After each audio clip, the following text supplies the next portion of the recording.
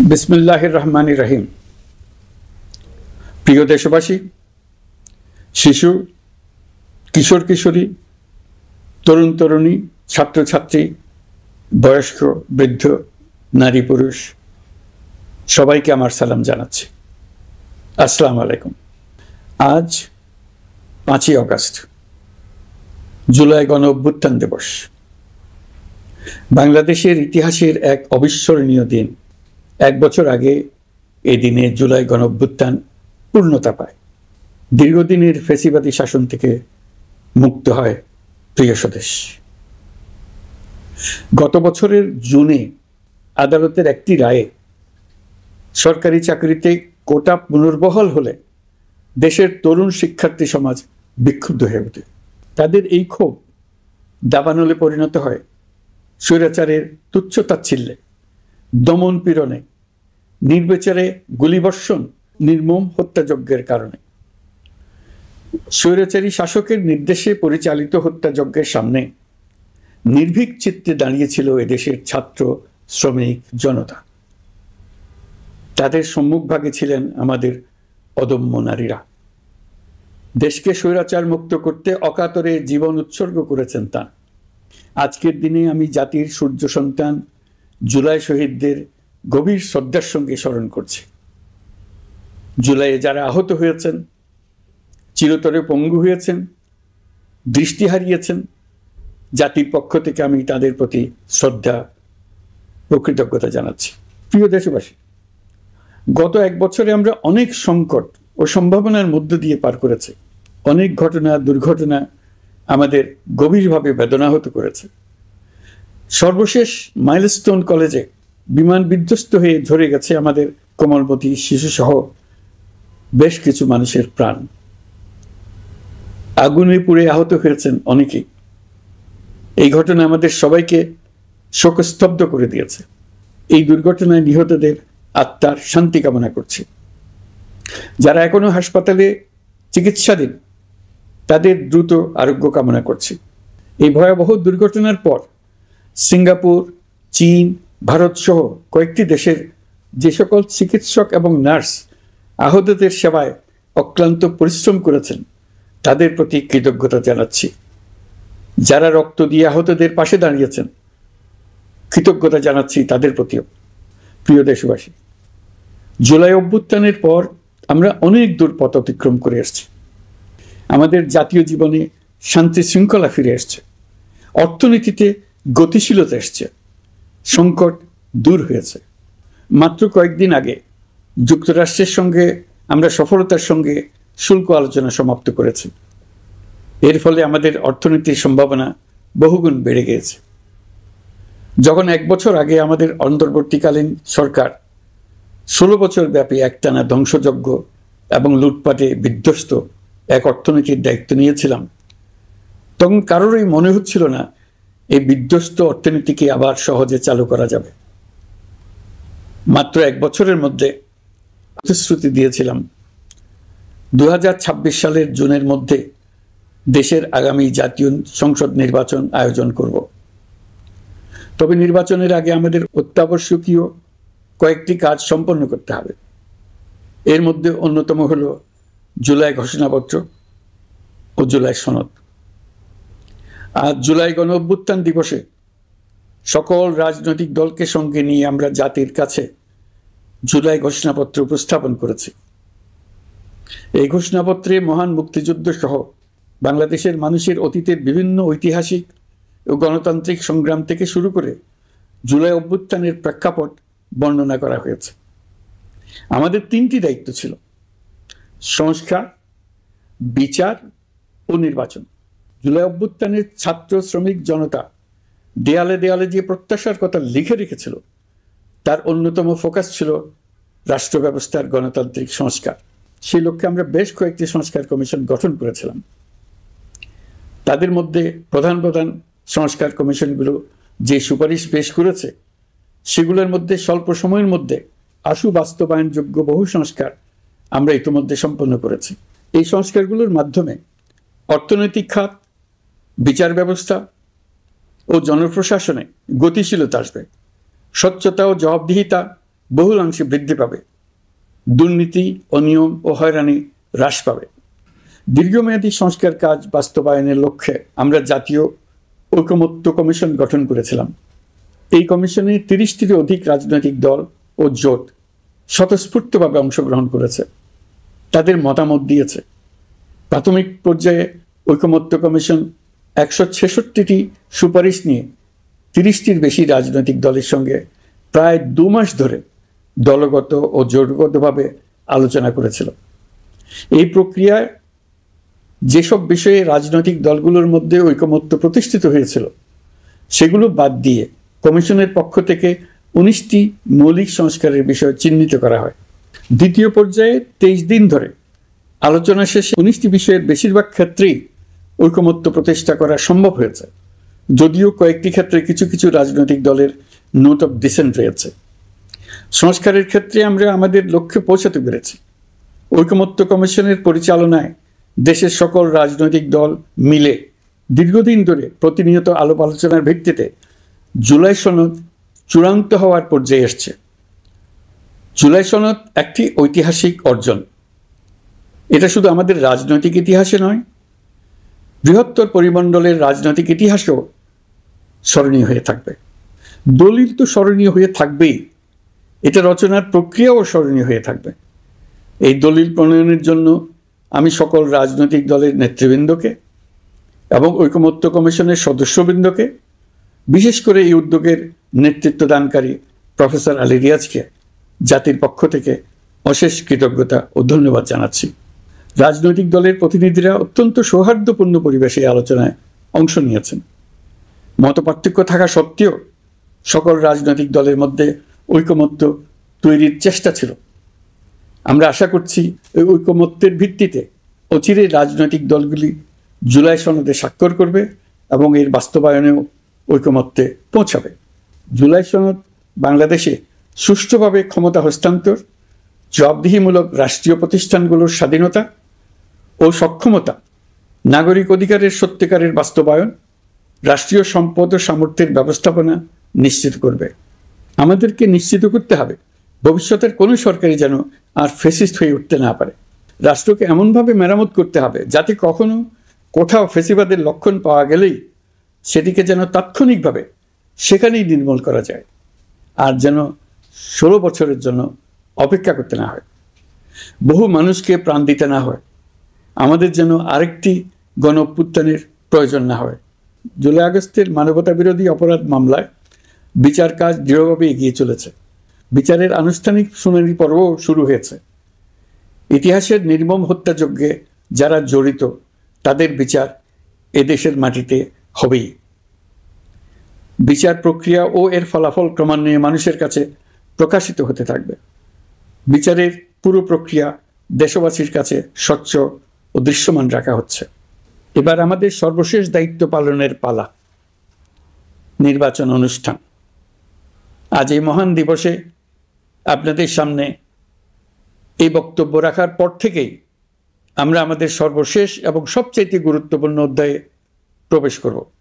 আমরা এবার একটা নির্বাচিত সরকারের কাছে দায়িত্ব হস্তান্তরের প্রক্রিয়া শুরু করব। অন্তর্বর্তী সরকারের পক্ষ থেকে আমি প্রধান নির্বাচন কমিশনারের কাছে চিঠি পাঠাবো যেন নির্বাচন কমিশন আগামী রমজানের আগে 2026 সালের ফেব্রুয়ারি মাসে জাতীয় নির্বাচন অনুষ্ঠানের আয়োজন করেন। আপনারা সকলেই দোয়া করবেন যেন সুন্দরভাবে নির্বাচন অনুষ্ঠান করে এদেশের সকল নাগরিক একটি নতুন বাংলাদেশ গড়ার কাজে সফলভাবে এগিয়ে যেতে পারে। আমরা সরকারের পক্ষ থেকে এই নির্বাচন যাতে সুষ্ঠু, শান্তিপূর্ণ এবং উৎসবমুখরভাবে সম্পন্ন করা যায় সেজন্য সকল প্রকার সাহায্য সহযোগিতা প্রদান করব। এবারের নির্বাচন যেন আনন্দ উৎসবের দিক থেকে, শান্তি শৃঙ্খলার দিক থেকে, ভোটার উপস্থিতির দিক থেকে, সৌহার্দ্য ও আন্তরিকতার দিক থেকে দেশের ইতিহাসে স্মরণীয় হয়ে থাকে। সেই জন্য সকল আয়োজন সম্পন্ন করতে আগামীকাল থেকে আমরা সকলেই মানসিক প্রস্তুতি ও প্রাতিষ্ঠানিক আয়োজন শুরু করব। নির্বাচনে ভোটারদের সম্পর্কে দুই একটা কথা বলতে চাই। এবার আমরা প্রবাসী ভোটারদের ভোট দেওয়ার আয়োজন নিশ্চিত করতে চাই। অর্থনৈতিক দিক থেকে সম্পূর্ণ বিধ্বস্ত বাংলাদেশ যে আবার দ্রুত ঘুরে দাঁড়াতে পেরেছে, তার বড় কারণ হলো আমাদের রেমিটেন্স যোদ্ধাদের ঐতিহাসিক অবদান। নির্বাচনে তাদের অংশগ্রহণ নিশ্চিত করার জন্য নির্বাচন কমিশন প্রস্তুতি নিচ্ছে। নারী ভোটাররা যেন দেশের সর্বত্র নির্দ্বিধায় আনন্দ উৎসাহ সহকারে তাদের ভোট দিতে পারে, এটা নিশ্চিত করতে চাই। এবার যেন কেন্দ্রে কেন্দ্রে নারী ভোটারদের ঢল নামে, আমরা সেই লক্ষ্যে সমস্ত ব্যবস্থা গ্রহণ করব। দেশের মানুষের ভোটাধিকার কেড়ে নেবার কারণে গত 15 বছর ধরে নাগরিকবৃন্দ ভোট দিতে পারেনি। এবারের নির্বাচনে আমরা আমাদের বকেয়া আনন্দ সহ মহা আনন্দে ভোট দিতে চাই। এবারের নির্বাচনে জীবনে প্রথমবার ভোট দিতে যাবে এরকম ভোটাররা নানা উৎসবের মধ্য দিয়ে ভোট কেন্দ্রে যাবে, তাদের এই দিনটি স্মরণীয় করে রাখার জন্য। এর মধ্যে নতুন নারী ভোটার থাকবে, নতুন পুরুষ ভোটার থাকবে, এর মধ্যে এমন ভোটার থাকবে যারা 15 বছর আগে থেকেই ভোট দিতে পারত কিন্তু জীবনে একবারও ভোট দিতে পারেনি। এর মধ্যে আসবে যারা 10 বছর আগে, 5 বছর আগে ভোট দিতে পারত কিন্তু পারেনি। আর আসবে ভাগ্যবান ও ভাগ্যবতীর দল, যারা এই প্রথমবার ভোটার হওয়ার যোগ্যতা লাভ করলো এবং সঙ্গে সঙ্গে ভোট দেওয়ার সুযোগও পেয়ে গেল। নির্বাচনের দিনকে আমরা ঈদের উৎসবের মতো করতে চাই। এবারের ভোটের আনন্দ থাকবে সবার মধ্যে। আপনারা সবাই বাচ্চা কাচ্চাদের নিয়ে ভোট কেন্দ্রে যাবেন। নাগরিক অধিকার প্রয়োগের মহা আনন্দ পরবর্তী বংশধরদের কাছে তুলে ধরার জন্য এখন থেকে প্রতিদিন আলাপ আলোচনা করুন। আপনার এলাকায় ভোটদান ব্যবস্থা কেমন হলে সুন্দর হয়, কেমন হলে আনন্দমুখর হয়, সেটা আগে থেকে ঠিক করার জন্য। নতুন বাংলাদেশ গড়ার কাজের ভিত্তি রচনা হবে এবারের নির্বাচনে, তার জন্য প্রস্তুতি নিন। প্রিয় দেশবাসী, দেশের ইতিহাসে এখন পর্যন্ত যতগুলো বড় সংঘাত, সহিংসতার ঘটনা ঘটেছে তার সবগুলোর নেপথ্য কারণ ছিল ত্রুটিপূর্ণ নির্বাচন। ত্রুটিপূর্ণ নির্বাচনের মধ্য দিয়ে কোনো দল যদি গায়ের জোরে নির্বাচিত হয়ে ক্ষমতায় আসে, তার চূড়ান্ত পরিণতি কি তার জুলাই অভ্যুত্থান আমাদের দেখিয়ে দিয়েছে। আমরা ইতিহাসের কলঙ্কিত কোনো অধ্যায়ের পুনরাবৃত্তি আর করতে চাই না। আপনারা প্রত্যেকেই অবগত আছেন, একটা গোষ্ঠী নির্বাচনকে বাধাগ্রস্ত করার জন্য উন্মুখ হয়ে আছে। তারা দেশের গণতান্ত্রিক অগ্রযাত্রাকে ব্যাহত করতে দেশের বাইরে বসে ভেতরে থেকে নানা অপচেষ্টায় লিপ্ত রয়েছে। আমাদেরকে অবশ্যই খেয়াল রাখতে হবে তারা যেন নির্বাচনকে সংঘাতময় করে তোলার কোনো রকমের সুযোগ না পায়। মাথায় রাখবেন, পরাজিত শক্তি নির্বাচনের আগ পর্যন্ত বারবার মাথাচাড়া দিয়ে ওঠার চেষ্টা করবে, কিন্তু একটি অবাধ, সুষ্ঠু, নিরপেক্ষ নির্বাচন সফলভাবে আয়োজন করা গেলে অপশক্তির পরাজয় চূড়ান্ত হবে। নির্বাচন সংক্রান্ত বিষয়ে প্রতিনিয়ত পরামর্শ নেওয়ার জন্য আমরা প্রযুক্তির সাহায্য নেব। এই জন্য একটি অ্যাপ তৈরির উদ্যোগ নিচ্ছি। দ্রুত এই অ্যাপটি চালু হবে। আপনারা আপনাদের সকল পরামর্শ, সকল মতামত, সকল আশঙ্কা এবং উদ্যোগের কথা এই অ্যাপের মাধ্যমে আমাদেরকে জানাবেন। আমরা তা যথাযথ কর্তৃপক্ষকে জানিয়ে দেব, সমস্যা সমাধানের জন্য ব্যবস্থা নেব। রাজনৈতিক দলগুলোর প্রতি আমার আহ্বান থাকবে, আপনাদের নির্বাচনী ইশতেহারে, আপনাদের প্রতিশ্রুতি, প্রতিজ্ঞা, পরিকল্পনায় কোনো কিছুতেই যেন তরুণরা বাদ না পড়ে, নারীরা বাদ না পড়ে। মনে রাখবেন, যে তরুণ তরুণীরা বাংলাদেশকে বদলে দিয়েছে তারা বিশ্বকেও বদলে দেওয়ার ক্ষমতা রাখে। আপনার দল থেকে তাদেরকে সেই সুযোগ দেওয়ার উদ্যোগ নেন। আগামী নির্বাচনে সবাই নিরাপদে যার যার পছন্দের প্রার্থীকে ভোট দেবে, এটা নিয়ে কারো কোনো আপত্তির সুযোগ রাখা যাবে না। আমরা সবাই সবার পছন্দের প্রতি সম্মান দেখাবো, এটাই হোক আমাদের প্রতিজ্ঞা। প্রিয় দেশবাসী, আপনারা জানেন সরকার দায়িত্ব গ্রহণের পরপরই দেশের দক্ষিণ ও উত্তরাঞ্চলে যে ভয়াবহ বন্যা পরিস্থিতি তৈরি হয়েছিল তা ফসল উৎপাদনে ব্যাপক ক্ষতি সাধন করেছে। এর ফলে নিত্য প্রয়োজনীয় পণ্যের মূল্যবৃদ্ধির আশঙ্কা হয়েছিল। তবে সংশ্লিষ্ট প্রতিষ্ঠান ও কর্তৃপক্ষের যথাযথ পদক্ষেপ, নজরদারি ও মধ্যস্বত্বভোগীদের দৌরাত্ম্য কমানোর ফলে এটি এড়ানো গেছে। বিশেষ করে এবছরের পবিত্র মাহে রমজান মাস থেকে শুরু করে এখন পর্যন্ত বাজার পরিস্থিতি স্থিতিশীল রয়েছে। মূল্যস্ফীতির নিয়ন্ত্রণ ছিল আমাদের জন্য সবচেয়ে বড় চ্যালেঞ্জ। ভঙ্গুর অর্থনীতি ও বন্যার কারণে খাদ্য মূল্যস্ফীতি হয়েছিল প্রায় 14%। এখন সেটা অর্ধেকে নেমে এসছে। আমরা আশা করছি ডিসেম্বরের মধ্যে এটা 6% নেমে আসবে। এই জুন মাসে দেশের সার্বিক মূল্যস্ফীতি কমে 8.48% হয়েছে, যা বিগত 35 মাসের মধ্যে সর্বনিম্ন। এই নিয়ে 4 মাস ধরে সার্বিক মূল্যস্ফীতি ক্রমান্বয়ে কমেছে। বর্তমান অন্তর্বর্তীকালীন সরকারের প্রতি প্রবাসীদের অসীম আস্থার ফলে মুদ্রাবাজারেও স্থিতিশীলতা ফিরে এসছে। গত অর্থ বছরে ব্যাংকিং চ্যানেলে রেকর্ড $3033 কোটি প্রবাসী আয় দেশে এসছে। রপ্তানি আয়ে প্রায় 9% প্রবৃদ্ধি হয়েছে। এর ফলে টাকা শক্তিশালী হয়েছে। অনেক বছর পর ডলারের বিপরীতে টাকার মান বাড়ছে। গত 11 মাসে বৈদেশিক পাওনাদারদের পাওনা সুদ ও আসল বাবদ $4 বিলিয়ন অর্থাৎ $400 কোটি অর্থ পরিশোধ করা হয়েছে, যা এ যাবৎকালের সর্বোচ্চ। আগের বকেয়া আদায় পরিশোধের পরও বৈদেশিক মুদ্রার রিজার্ভ বাড়ছে। আগামীতে এই ধারা বজায় থাকবে বলে আমরা আশা করি। বিদেশি বিনিয়োগ বৃদ্ধিতে বিভিন্ন উদ্যোগ নেওয়ার ফলে এই বছরের প্রথম 3 মাসে বিদেশি বিনিয়োগ এসছে $10,500 কোটি। গত বছরের একই সময়ের তুলনায় এটা দ্বিগুণেরও বেশি। আর অক্টোবর থেকে হিসাব করলে 6 মাসে ফরেন ডাইরেক্ট ইনভেস্টমেন্ট এসছে $16,500 কোটি, যা গত সরকারের আমলের শেষ 6 মাসের তুলনায় দ্বিগুণ। কর্মসংস্থান সৃষ্টি অন্তর্বর্তীকালীন সরকারের অন্যতম বড় লক্ষ্য। সম্প্রতি হংকং ভিত্তিক শিল্পগোষ্ঠী হান্ডা বাংলাদেশের বস্ত্র ও তৈরি পোশাক খাতে $250 মিলিয়ন বিনিয়োগের প্রতিশ্রুতি নিয়ে এসছে, যা এই খাতে চীনা কোনো কোম্পানির একক সর্বোচ্চ বিনিয়োগ। তাদের এই বিনিয়োগের ফলে 25,000 লোকের কর্মসংস্থান হবে। আমরা দৃঢ়ভাবে বিশ্বাস করি হান্ডার এই বিনিয়োগ আরও চীনা কোম্পানিকে এই দেশে বিনিয়োগের জন্য উৎসাহিত করবে। এর মাধ্যমে আমাদের তরুণ তরুণীদের কর্মসংস্থানের পথ খুলবে। গত 16 বছরে দেশ থেকে যে বিপুল পরিমাণ অর্থ পাচার হয়ে গিয়েছে, আমরা সেটা ফিরিয়ে আনার উদ্যোগ নিয়েছি। এই দীর্ঘ আইনি প্রক্রিয়ার জন্য সরকার নামকরা বিদেশি আইনি প্রতিষ্ঠানকে নিয়োগ দিয়েছে। যথাযথ আইনি পদক্ষেপের ফলে বিশ্বের বিভিন্ন দেশে ফেসিবাদী দুর্বৃত্তরা যে অর্থ সম্পদের পাহাড় গড়েছে তার কিছু কিছু ইতিমধ্যে জব্দ হয়েছে। এই কার্যক্রম সঠিকভাবে চালিয়ে যেতে পারলে অল্প সময়ের মধ্যে আরও কিছু ইতিবাচক ফলাফল পাওয়া যাবে বলে আমি বিশ্বাস করি। দেশের ভেঙে পড়া অর্থনীতিকে মজবুত করতে হলে আমাদের চিন্তায় মৌলিক পরিবর্তন আনতে হবে। আমি বরাবরই বলে এসেছি, এদেশের নদী ও বিশাল সমুদ্র আমাদের মূল্যবান সম্পদ। আমরা এই সম্পদকে কাজে লাগিয়ে সমান্তরালভাবে পানিভিত্তিক অর্থনীতি গড়ে তুলতে চাই। আমরা প্রায় ভুলে যাই যে বঙ্গোপসাগরের একটা অংশও আমাদের দেশ।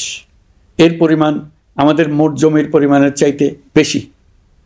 আমরা প্রায় সবসময় জমিভিত্তিক আমাদের অর্ধেক দেশ নিয়ে মাথা ঘামাই, বাকি পানিভিত্তিক অর্ধেক দেশকে হিসাবেই ধরি না, কারণ আমরা ওই অংশে বসবাস করি না।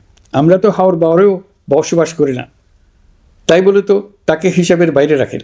এখন থেকে আমাদের অংশের বঙ্গোপসাগরকে আমরা আমাদের দেশের মূল্যবান অংশ, এই কথা সবসময় মাথায় রেখে অগ্রসর হব। এই অংশের পানির উপর দিয়ে দেশ বিদেশের সঙ্গে আমরা বাণিজ্য করব, তার মাধ্যমে আমরা পুরো পৃথিবীকে আমাদের প্রতিবেশী বানাবো। এই পানির মধ্যে আছে অফুরন্ত সম্পদ, মৎস্য সম্পদ, যা প্রতি বছর ফসল দেয়। এই পানির নিচে আছে অফুরন্ত গ্যাস। এর সব কিছুকে নিয়েই প্রতিনিয়ত আমাদের চিন্তাভাবনাকে চালিত করতে হবে। বর্তমান সরকার চট্টগ্রাম বন্দর ব্যবস্থাপনাকে নতুন করে সাজানোর উদ্যোগ নিয়েছে। সরকার সম্প্রতি বাংলাদেশ নৌবাহিনী পরিচালিত ড্রাই ডক লিমিটেডকে নিউ মুরিং টার্মিনাল কন্টেইনার হ্যান্ডলিংয়ের দায়িত্ব দিয়েছে। তারা কাজ শুরু করা মাত্রই কিছু ইতিবাচক পরিবর্তন এসছে। প্রথম 2 সপ্তাহে দেখা গেছে আগের তুলনায় প্রতিদিন গড়ে 225টি বেশি কন্টেইনার হ্যান্ডলিং হচ্ছে। এই বন্দরকে আধুনিকভাবে গড়ে তোলা গেলে তা শুধু বাংলাদেশের অর্থনীতিতেই ভূমিকা রাখবে না, নেপাল, ভুটান সহ পার্শ্ববর্তী অঞ্চলের অর্থনীতিতে ইতিবাচক ভূমিকা রাখতে সক্ষম হবে। বিনিময়ে তারাও উপকৃত হবে, আমরাও উপকৃত হব। আমাদের উপকূল অঞ্চল অফুরন্ত সম্ভাবনার আধার। কুমিরা থেকে টেকনাফ পর্যন্ত নানা বন্দরের কর্মচাঞ্চল্যে সমগ্র উপকূল অঞ্চলকে দক্ষিণ এশিয়ার একটি গুরুত্বপূর্ণ অর্থনৈতিক প্রাণকেন্দ্র হিসেবে প্রতিষ্ঠা করবে। এই পুরো অঞ্চলে অনেকগুলো শিল্পাঞ্চল গড়ে উঠবে শুধু সমুদ্রের সান্নিধ্য এবং তার ব্যবহারের দক্ষতার কারণে। সমুদ্র উপকূলীয় অঞ্চলের সম্পদ ও পরিবেশের টেকসই ব্যবহার নিশ্চিত করতে আমাদের বন্ধু দেশগুলোর সঙ্গে আলোচনা শুরু করেছি, তারা উৎসাহ সহকারে সাড়া দিয়েছেন। গভীর সমুদ্রকে আমরা এখনো আমাদের কল্যাণে কাজে লাগাতে পারিনি। একে কেন্দ্র করে আমরা মাছ পালন, আহরণ ও প্রক্রিয়াজাতকরণের শিল্প গড়ে তুলতে কাজ শুরু করেছি। এতে করে লক্ষ লক্ষ মানুষের কর্মসংস্থান হবে, আমাদের অর্থনীতি নতুন শক্তিতে বলীয়ান হবে। প্রিয় দেশবাসী, প্রবাসী বাংলাদেশিদের জন্য ভিসা সংক্রান্ত জটিলতা দূর করতে আমরা গভীরভাবে কাজ করে যাচ্ছি। বাংলাদেশি নাগরিকদের জন্য আরব আমিরাত পুনরায় ভিসা চালু করেছে। মালয়েশিয়া কর্তৃপক্ষ বাংলাদেশি কর্মীদের জন্য প্রথমবারের মতো মাল্টিপল এন্ট্রি ভিসা চালু করেছে। অন্যান্য দেশের সঙ্গেও ভিসা জটিলতা কিভাবে কমিয়ে আনা যায় এ নিয়ে আমরা কাজ করে যাচ্ছি। আগামী 5 বছরে জাপানে অন্তত 1 লক্ষ বাংলাদেশি তরুণদের পাঠানোর প্রস্তুতি শুরু করেছে। তরুণদের সেখানে পাঠানোর জন্য বিশেষ প্রশিক্ষণ, অন্যান্য ব্যবস্থাও আমরা নিতে শুরু করেছি। এর পাশাপাশি আমরা ইতালি, দক্ষিণ কোরিয়া, সার্বিয়া সহ বিভিন্ন দেশে দক্ষ কর্মীদের পাঠানোর উদ্যোগ নিয়েছি। সৌদি আরব, জর্ডান, ওমান সহ বিভিন্ন দেশে নথিপত্রের কারণে যে প্রবাসীরা ইরেগুলার হয়ে গিয়েছিলেন তাদেরকে রেগুলারাইজ করার জন্য ব্যবস্থা নিয়েছে। আমরা বিভিন্ন দেশের সঙ্গে বিদ্যমান চুক্তিগুলোকে পর্যালোচনা করে দেখছি যাতে আমাদের প্রবাসী ভাই বোনদের জন্য সেগুলো স্বস্তিদায়ক হয়। দেশে এবং দেশের বাইরে বাংলাদেশের নাগরিকরা যে যেখানে অবস্থান করছে তারা যাতে সব ধরনের নাগরিক সুবিধা পান, আমরা সেই বিষয়ে উদ্যোগ নিয়েছি। চলতি বছর আমাদের নানা উদ্যোগের ফলে প্রায় 87,000 বাংলাদেশি সুষ্ঠুভাবে হজ পালন করতে পেরেছেন। হজের ব্যয়ও অন্যান্য বছরের তুলনায় আমরা কমিয়ে আনতে পেরেছি। হাজিরা যাতে নির্বিঘ্নে হজ সম্পন্ন করতে পারে সেজন্য লাব্বায়েক নামে অ্যাপ চালু করেছে, যার মাধ্যমে ঘরে বসেই হাজিদের আত্মীয় স্বজন, পরিবার পরিজন তাদের অবস্থান প্রতি মুহূর্তে জানতে পেরেছেন। এই বছর দক্ষিণ এশিয়ার অন্যান্য দেশগুলোতেও আমাদের হজ ব্যবস্থাপনা প্রশংসিত হয়েছে। আগামী বছরের হজ ব্যবস্থাপনা যেন আরও নির্বিঘ্নে সম্পন্ন করা যায় সেজন্য মন্ত্রণালয় এখন থেকেই প্রস্তুতি নিতে শুরু করেছে। প্রিয় দেশবাসী, জুলাই গণঅভ্যুত্থানে তরুণ শিক্ষার্থীদের পাশে ঢাল হয়ে দাঁড়িয়েছিলেন আমাদের বাবা মা ও শিক্ষকরা। আমাদের বাবা মায়েরা তাদের সন্তানকে বহু কষ্টে বড় করে বিশ্ববিদ্যালয়ে পাঠায়। লেখাপড়া শেষ করে অনেক ছাত্র অসুস্থ হয়ে বের হয়। এর কারণ আবাসিক হলের নোংরা পরিবেশ, খাবারের নিম্নমান, তার উপর দলীয় সন্ত্রাসীদের দমনপীড়ন।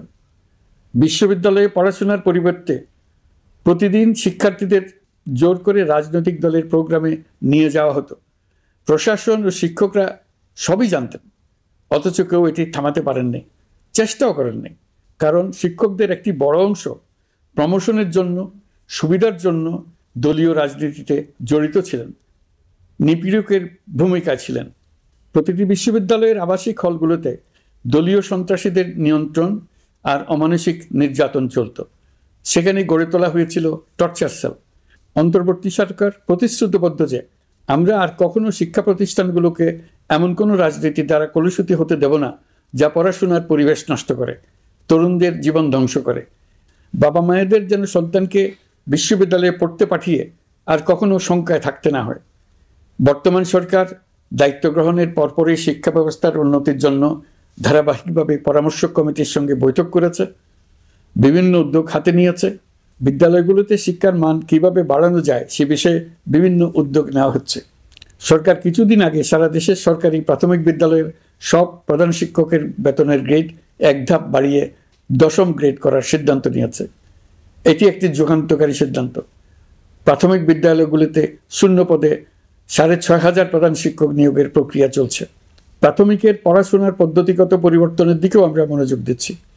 সব স্কুলে ইন্টারনেট সংযোগ ও মাল্টিমিডিয়া শ্রেণীকক্ষ তৈরির নির্দেশ দেওয়া হয়েছে। পার্বত্য চট্টগ্রামে কমপক্ষে 100টি স্কুলে এবছরের মধ্যেই ই-লার্নিং চালু হবে।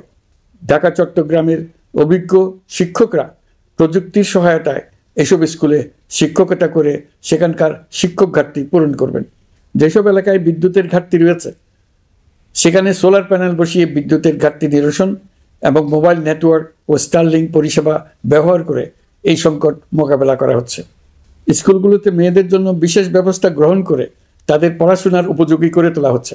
স্কুলের অবকাঠামোকে নারীবান্ধব করে তুলতে স্কুল ভবন নির্মাণের সময় কমিটিতে নারী স্থপতি রাখার নিয়ম করা হয়েছে। আমাদের লক্ষ্য হলো স্কুল ভবনের ডিজাইন থেকে শুরু করে পড়াশোনার পরিবেশ চিন্তাভাবনায় মেয়েদেরকে বিশেষভাবে গুরুত্ব দেওয়া, যাতে তারা ব্যক্তিগত নিরাপত্তা ও স্বাস্থ্যের দিক থেকে স্বস্তিদায়ক পরিবেশে পড়াশোনা করতে পারে। প্রিয় দেশবাসী, জুলাই গণ অভ্যুত্থানে শহীদ ও আহত যোদ্ধাদের জন্য আমরা নিরলসভাবে কাজ করে যাচ্ছি। এখন পর্যন্ত 775টি শহীদ পরিবারকে প্রায় 100 কোটি টাকার সঞ্চয়পত্র ও মাসিক ভাতা বাবদ ব্যাংক চেক দেওয়া হয়েছে। অবশিষ্ট যারা আছেন তাদেরও কয়েকটি আইনগত বিষয় নিষ্পত্তি সাপেক্ষে সঞ্চয়পত্র দেওয়ার প্রক্রিয়া চলছে। এর পাশাপাশি আহত 13,800 জন জুলাই যোদ্ধাকে 3টি ক্যাটাগরিতে নগদ টাকা ও চেক বাবদ 153 কোটি 4 লাখ টাকা প্রদান করা হয়েছে। 78 জন অতি গুরুতর আহত জুলাই যোদ্ধাকে সিঙ্গাপুর, থাইল্যান্ড, তুরস্ক এবং রাশিয়ার উন্নত চিকিৎসার জন্য পাঠানো হয়েছে এবং চিকিৎসা ব্যয় বাবদ এ পর্যন্ত প্রায় 100 কোটি টাকা ব্যয় হয়েছে। আহতদের পুনর্বাসনের জন্য সরকারের সবকটি মন্ত্রণালয়ের সম্মিলিত প্রচেষ্টায় বিভিন্ন ধরনের উদ্যোগ নেওয়া হচ্ছে। ফ্যাসিবাদী সরকারের আমলে দেশের শহরে বন্দরে হাজারো প্রতিষ্ঠান, সড়ক, সেতু, সেনানিবাস, যুদ্ধজাহাজ, স্কুল, কলেজ, বিশ্ববিদ্যালয়ের নাম পরিবর্তন করে স্বৈরাচার তার নিজের এবং নিজের পরিবারের সদস্যদের নামে চালু করেছিল। আমরা সব নাম পরিবর্তন করে আগের নাম বা মানানসই নাম করে দিয়েছি। প্রিয় দেশবাসী, অন্তর্বর্তীকালীন সরকার এমন এক অবস্থায় দেশের দায়িত্বভার গ্রহণ করেছিল যখন প্রতিটি গণতান্ত্রিক প্রতিষ্ঠান, অফিস, আদালত বিধ্বস্ত অবস্থায় ছিল। আমাদের প্রথম এবং প্রাথমিক কাজ ছিল এই প্রতিষ্ঠানগুলো সংস্কার এবং পুনর্নির্মাণে হাত দেওয়া, আইন শৃঙ্খলা বাহিনী পুনর্গঠন, অর্থনীতি পুনরুদ্ধার, আইন আদালত, নির্বাচন কমিশন সহ যাবতীয় গণতান্ত্রিক প্রতিষ্ঠানকে সচল করা এবং নাগরিকদের নিকট দায়বদ্ধ করে তোলা। রক্তাক্ত জুলাই ছিল স্বৈরাচারের বিরুদ্ধে তরুণদের পুঞ্জীবিত ক্ষোভের বহিঃপ্রকাশ। 16 বছর ধরে সরকারের স্বৈরাচারী আচরণের বিরোধিতা করে যতগুলো আন্দোলন হয়েছে, প্রতিটিতেই দলীয় সন্ত্রাসীরা অস্ত্র হাতে আন্দোলনকারীদের আক্রমণ করেছে। প্রতিটি আন্দোলনকেই দমন করার জন্য দলীয় সন্ত্রাসীরা সর্বোচ্চ আঘাত করেছে, যেখানে আইনশৃঙ্খলা বাহিনীকেও অংশ নিতে নির্দেশ দেওয়া হয়েছে অথবা দাঁড়িয়ে দর্শকের ভূমিকায় থাকতে বলা হয়েছে। একটি স্বাধীন বিচার বিভাগের জন্য অন্তর্বর্তী সরকার সংস্কার কাজ হাতে নিয়েছে। বিচার বিভাগীয় সংস্কার কমিশনের প্রস্তাবনা অনুযায়ী সুপ্রিম কোর্ট বিচারক নিয়োগ সহ যে সকল কাজ এই সরকার স্বল্প সময়ের মধ্যে করে যেতে পারবে, সে সকল কাজের অধিকাংশ ইতিমধ্যে সম্পন্ন করা হয়ে গেছে। বাকি কাজ চলমান রয়েছে। স্বৈরাচার আমলে দলীয় বাহিনীতে পরিণত হওয়া ভঙ্গুর আইনশৃঙ্খলা বাহিনীকে নতুন করে গড়ে তোলার জন্য আমরা সর্বোচ্চ ব্যবস্থা নিয়েছি। আইনশৃঙ্খলা বাহিনী দ্বারা কোনো মানবাধিকার লঙ্ঘন যাতে না ঘটে, সেই জন্য পুলিশ সদর দপ্তরে একটি সেল কার্যকর করা হয়েছে, যেখানে মানবাধিকার সহ পুলিশ সদস্যদের মাধ্যমে সংগঠিত যে কোনো অপরাধের বিষয়ে অভিযোগ করা যায়। এই সমস্ত সেল অন্যান্য আইন প্রয়োগকারী সংস্থার প্রধান কার্যালয়েও স্থাপন করা হচ্ছে। আসামিদের জিজ্ঞাসাবাদ হবে স্বচ্ছ কাচের ঘরে। হাজতখানায় বন্দীদের মানবিক সেবা নিশ্চিত করা হবে। অভিযান পরিচালনার সময় পুলিশ যেন জিপিএস ট্র্যাকিং সিস্টেম ডিভাইস সহ বডি ক্যামেরা পরিধান করেন তা নিশ্চিত করা হবে। পুলিশ যেন আর কখনোই কোনো আন্দোলন দমনে প্রাণঘাতী অস্ত্র ব্যবহার করতে না পারে, সেই ব্যবস্থা নেওয়া হয়েছে। বেআইনি সমাবেশে বল প্রয়োগের ক্ষেত্রে জাতিসংঘের স্বীকৃত 5টি ধাপ অনুযায়ী পুলিশ সদস্যদের প্রশিক্ষণ দেওয়া হচ্ছে। সব মিলিয়ে স্বরাষ্ট্র মন্ত্রণালয়ের পুলিশ সংস্কার কমিশনের প্রস্তাব অনুযায়ী 16টি সংস্কার কাজ সম্পন্ন হয়েছে। আরও 43টি সংস্কার কাজ সমাপ্ত হওয়ার পথে। দেওয়ানি আইন, নারী ও শিশু নির্যাতন দমন আইন সহ বিভিন্ন আইনগত সংস্কার সম্পন্ন হয়েছে। সম্প্রতি সরকার ফৌজদারি কার্যবিধি সংশোধন অধ্যাদেশ 2025 অনুমোদন করেছে। এর ফলে এখন থেকে কোনো ব্যক্তিকে আটকের পর 12 ঘন্টার মধ্যে যত দ্রুত সম্ভব পরিবারকে জানাতে হবে। আটককৃত ব্যক্তিকে আইনজীবীর সঙ্গে সাক্ষাতের সুযোগ দিতে হবে। গ্রেপ্তারকৃত ব্যক্তি রিমান্ডের পর অসুস্থ বা আহত হলে তাকে ডাক্তার কর্তৃক পরীক্ষা করতে হবে এবং আঘাতের কারণ নিশ্চিত হতে হবে। তার প্রয়োজনীয় চিকিৎসা দিতে হবে। এক্ষেত্রে পুলিশের দায় থাকলে আইনি ব্যবস্থা নেওয়ার বিধান যুক্ত করা হয়েছে। এই আইনের ফলে গ্রেফতার ও আটক নিয়ে মানুষের হয়রানি অনেক কমে আসবে, পুলিশের জবাবদিহিতা বাড়বে এবং বিচারের কাজ দ্রুততর হবে। পুলিশ সংস্কার কমিশনের সুপারিশ ছিল কোনো ব্যক্তি থানায় জিডি করতে গেলে অবশ্যই তা গ্রহণ করতে হবে। জিডি গ্রহণ করা ছাড়া থানা থেকে কোনো ব্যক্তিকে ফিরিয়ে দেওয়া যাবে না। এই সুপারিশের ভিত্তিতে সরকার সিদ্ধান্ত নিয়েছে দেশের সব থানায় অনলাইনে জিডি করা যাবে। এখন থানায় জিডি না নেওয়ার আর কোনো অভিযোগ থাকবে না। গণতান্ত্রিক চর্চার অন্যতম প্রধান শর্ত গণমাধ্যমের স্বাধীনতা। অতীত ইতিহাসের দিকে তাকালে দেখা যায় মুক্ত সাংবাদিকতার ক্ষেত্রে প্রথম এবং সবচেয়ে বড় বাধা হিসেবে কাজ করেছে সরকার। অন্তর্বর্তী সরকার এইসব বাধা অপসারণে বিভিন্ন উদ্যোগ নিয়েছে। আমরা সমালোচনাকে উন্মুক্ত করে দিয়েছি। যে কেউ চাইলেই যে কোনো মাধ্যমে, সেটা মূলধারার গণমাধ্যম হোক কিংবা সামাজিক যোগাযোগ মাধ্যমেই হোক, সরকারের সমালোচনা করতে পারছেন। এমনকি রাষ্ট্রীয় গণমাধ্যমেও সরকারের সমালোচনা করা যাচ্ছে। নিকট অতীতে যা ছিল অকল্পনীয়। সাংবাদিকদের জবাবদিহিতা নিশ্চিত করার জন্য সরকার ইতিমধ্যে প্রেস কাউন্সিল পুনর্গঠন করেছে। আপনারা জানেন, সামাজিক যোগাযোগ মাধ্যমে প্রতিদিন বিপুল পরিমাণ গুজব ও অপতথ্য ছড়িয়ে পড়ছে। দেশকে অস্থিতিশীল করতে হাতিয়ারে পরিণত হয়েছে গুজব। অপতথ্য মোকাবেলা করার জন্য সাংবাদিকদের সক্ষমতা বাড়াতে বিভিন্ন ধরনের প্রশিক্ষণের ব্যবস্থা নেওয়া হচ্ছে। স্বৈরাচারী সরকার আমলে সাংবাদিকতার ক্ষেত্রে বড় বাধা ছিল ডিজিটাল নিরাপত্তা আইন, যা পরে সাইবার নিরাপত্তা আইন রূপে আবির্ভূত হয়েছিল। আমরা এই আইনটি বাতিল করেছি। এই আইনের অধীনে সাংবাদিকদের বিরুদ্ধে করা সব মামলা বাতিল করা হয়েছে। সংবাদ মাধ্যমের স্বাধীনতা নিশ্চিতকরণে এটি একটি বড় অগ্রগতি। নতুন যে আইন প্রণীত হয়েছে তাতে আগের আইনের নিবর্তনমূলক 9টি ধারা বাদ দেওয়া হয়েছে।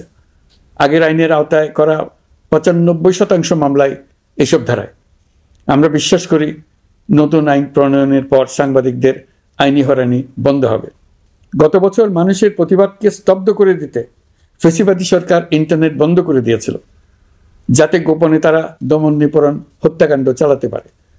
অন্তর্বর্তী সরকার সাইবার সুরক্ষা আইন সংশোধন করে নতুন অধ্যাদেশে প্রথমবারের মতো ইন্টারনেটকে মৌলিক অধিকার হিসেবে অন্তর্ভুক্ত করেছে। সম্প্রতি আন্তর্জাতিক bandwidth real time internet traffic পরিবহনে 4 টেরাবাইট সেকেন্ডের মাইলফলক অতিক্রম করেছে বাংলাদেশ সাবমেরিন কেবলস পিএলসি। বাংলাদেশে ইন্টারনেট সেবার মান ভালো করতে সরকারের পক্ষ থেকে সর্বোচ্চ উদ্যোগ নেওয়া হয়েছে। প্রিয় দেশবাসী, আপনাদের আহ্বানে একটি ঐতিহাসিক সন্ধিক্ষণে আমরা দায়িত্বভার গ্রহণ করেছিলাম। জুলাই অভ্যুত্থানের সৃষ্ট নতুন বাংলাদেশের যে অভূতপূর্ব সম্ভাবনা জাগ্রত হয়েছে, তাকে এগিয়ে নিতে আপনারা আমাদেরকে দায়িত্ব দিয়েছিলেন। গত 12 মাস ধরে আপনাদের সবাইকে সাথে নিয়ে জুলাইয়ের দাবি পূরণের চেষ্টা করে যাচ্ছি। আসুন আজ জুলাই গণ অভ্যুত্থান দিবসে প্রতিজ্ঞাবদ্ধ হয়ে এই জাতিকে আমরা আর কখনো বিভক্ত হতে দেব না। আমরা সকল নাগরিকের প্রতি মর্যাদাশীল থাকব, তিনি যেই পরিচয়েরই হন না কেন। আমরা দৈনন্দিন জীবনে নানা ঘাত প্রতিঘাতে সাময়িকভাবে যদি পথভ্রষ্ট হয়েও পড়ি, প্রতি বছর জুলাই আমাদেরকে নতুন করে ঐক্যবদ্ধ হতে শক্তি যোগাবে। জুলাই তরুণদের উসিলায় জাতির আত্ম আবিষ্কারের মাস, ভুলভ্রান্তি শুধরে নেবার মাস, গর্তে পড়ে যাওয়ার প্রবণতা থেকে নিজেদেরকে রক্ষা করার মাস। জুলাই গ্রামে গঞ্জে, সরকারি বেসরকারি স্কুল কলেজে, বিশ্ববিদ্যালয়ে, ফসলের মাঠে, ঘরে বাড়িতে কিশোর কিশোরী তরুণ তরুণীদের কাছ থেকে তাদের আকাঙ্ক্ষাগুলো জেনে নেওয়ার মাস। নির্বাচন আসছে। যদি আপনি আপনার নির্বাচনী এলাকা থেকে দূরে বসবাস করেন, তবে এখন থেকে নিয়মিত নির্বাচনী এলাকা পরিদর্শন করুন, যাতে সেরা ব্যক্তিকে নির্বাচিত করতে আপনি প্রস্তুত হতে পারেন। যাদের তাজা রক্তের বিনিময়ে আমরা আমাদের এই অতি মূল্যবান অধিকার ফিরে পেলাম, ভোটটা দেওয়ার আগ মুহূর্তে যেন তাদের চেহারা আমাদের চোখে ভেসে ওঠে। ফেব্রুয়ারি বেশি দূরে নয়। নির্বাচন নিয়ে প্রস্তুতি নিতে নিতেই ভোটের দিন এসে পড়বে। বহু বছর আমরা কেউ ভোট দিতে পারিনি। এবার আমরা সবাই ভোট দেব, কেউ বাদ যাবে না। সবাই যেন বলতে পারি, নতুন বাংলাদেশ গড়ার পথে দেশকে রওনা করার জন্য আমি আমার ভোটটা দিয়েছিলাম। আমার ভোটেই দেশটা সে পথে রওনা হতে পেরেছিল। জুলাই গণ অভ্যুত্থান দিবসে সকল নাগরিকের কাছে আমার আহ্বান, আসুন নতুন বাংলাদেশ গড়ার প্রথম বড় পরীক্ষায় সফলভাবে উত্তীর্ণ হই। মহান আল্লাহ আমাদের সহায় হন। আল্লাহ হাফেজ।